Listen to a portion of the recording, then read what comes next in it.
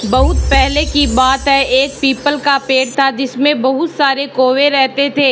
एक दिन सुबह के समय सभी कौवे रोज की तरह खाने की तलाश में पेड़ से चले गए, लेकिन एक कौवा सोया रहा।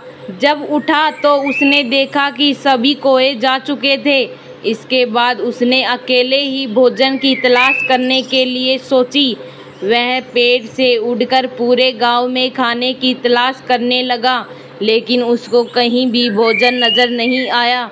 इसके बाद वह एक घर की छत पर बैठ गया। उसको वहाँ बहुत ही अच्छी खुशबू आ रही थी। उसने जिस दिशा से खुशबू आ रही थी उस दिशा जाने की सोची। उसने देखा कि एक बूढ़ी औरत घर के आंगन में बैठकर बड़ा बना रही है। बड़ा को देखकर कौवे के मुंह में पानी आ गया। उसको बहुत भूख लगी। वह बड़ा खाना चाहता था। जब वह नीचे उस बूढ़ी औरत ने एक कौवे को पहले से बांध रखा था। बूढ़ी औरत ने उस कौवे को भी यही कहा था कि अगर तुमने बड़ा चुराने की कोशिश की तो तुमको भी इसी तरह बांध दूंगी। कौवे को समझ आ गई कि जब तक बूढ़ी औरत वहाँ है तब तक वह बड़ा नहीं चुरा सकता। उसने एक तरकीब सोची।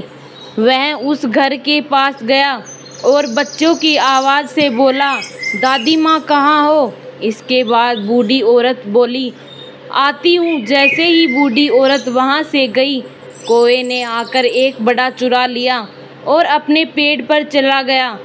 जब वह अपने मुंह में बड़ा दबाए अपने घोंसले में पहुँचा, तभी चालाक लोमड़ी ने कौवे को देख लिया।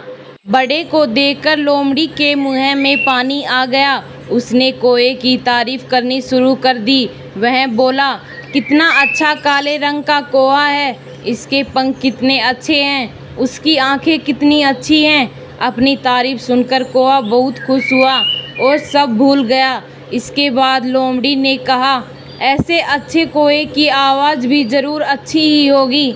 उसने कौवे से कहा, क्या तुम मुझको एक गाना सुनाओगे? इसके बाद कौवे ने कहा। जैसे ही अपना मुंह खोला, बड़ा पेड़ से नीचे गिर गया। चालाक लोमड़ी ने बड़ा उठाया और वहां से चली गई।